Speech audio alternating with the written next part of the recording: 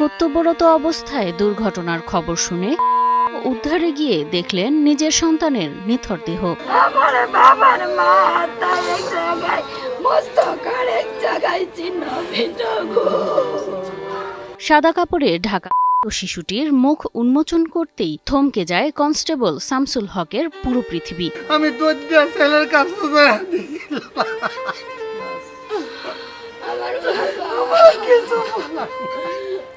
আমার কিছু বলার নাই। কয়েক ঘন্টা আগে যে সন্তানের সাথে করেছেন খুনসুটি, স্কুলে যাওয়ার সময় হাসি মুখে দিয়েছিলেন বিদায়, সেই সন্তানের লাশ বুকে জড়িয়ে কান্নায় ভেঙে পড়লেন এ পুলিশ সদস্য। আমার বাবা ওরে সাইড দিছে, সাইড দেওয়ার পরে সে তার টাকটা নিয়ে আমার বাবার শরীরে লাগাই দিছে, মাথায় লাগছে, মাথায় টক্কর লাগিয়ে পড়ে ওয়ালের মধ্যে ছিটকে যায় পড়ছে, পড়ে নিচে পড়ছে। কত বিক্ষত হয়ে গেছে আমার বাবার মাথাটা।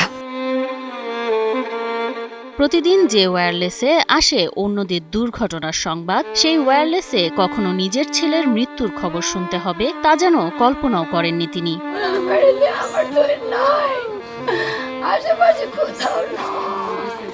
খবর পাওয়া মাত্রই দায়িত্ব পালন করতে দ্রুত ঘটনাস্থলে পৌঁছান কিশোরগঞ্জ সদর মডেল থানার কনস্টেবল শামসুল হক। আইনি প্রক্রিয়ার অংশ হিসেবে ভিড় সরিয়ে দেখতে পান সাদা কাপড়ে ঢাকা শিশুটির রক্তে রঞ্জিত সেই মুখটি অন্য কারো নয়, তারই 10 বছরের আদুরে সন্তান তুহিন।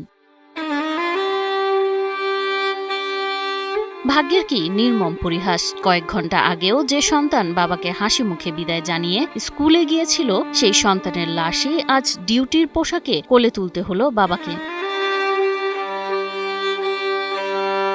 সন্তান হারানোর বেদনায় মাঝ রাস্তায় ছেলের নিথর দেহ জড়িয়ে দায়িত্বশীল পুলিশ সদস্যের বুক ফাটা কান্নায় চোখ ভিজে ওঠে উপস্থিত সবার।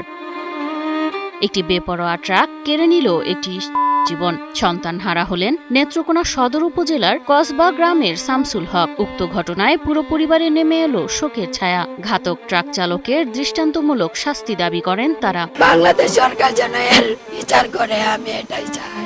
রোড অ্যাক্সিডেন্ট যেন এই দেশে আর না হয়, সরকার যেন সঠিক পদক্ষেপ নেয়, এভাবে যেন আমার বোনের মতো, আমার বোন জামার মতো কারো বুক কালি না হয়। সকলের মনে এখন একটাই প্রশ্ন, সড়কে আর কত তুহিন হারালে থামবে এ মৃত্যুর মিছিল?